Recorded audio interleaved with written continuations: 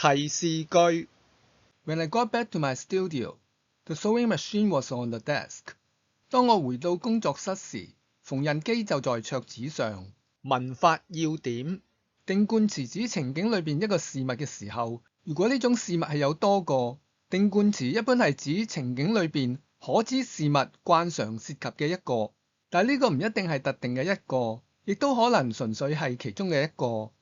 Many carriers are familiar with this option and are skilled at getting even heavy, bulky items into the house through the window.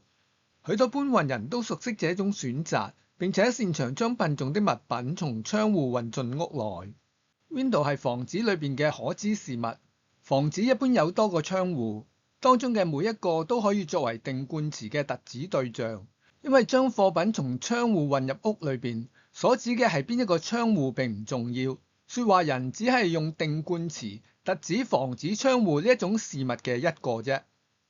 As a result, this bird has lost the plot and keeps flying into the window.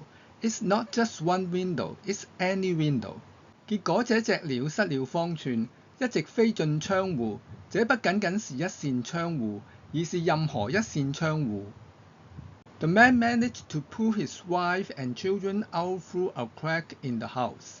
該男子從房子的裂縫中把他的妻子和孩子救了出來。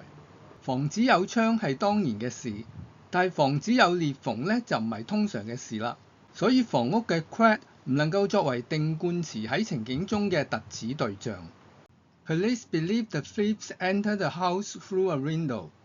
警方認為竊賊是透過窗戶進入房屋的。房屋嘅 window 可以作為情景中多個之一嘅定冠詞特指對象，但係呢度指竊賊透過窗戶進入房屋，所指嘅係邊一個窗戶，可能涉及案情，包括有冇防盜漏洞、賊人有冇預先策劃等嘅問題。所以如果唔能夠確指邊一個窗戶，就唔適宜用定冠詞特指多個窗戶中嘅其中一個啦。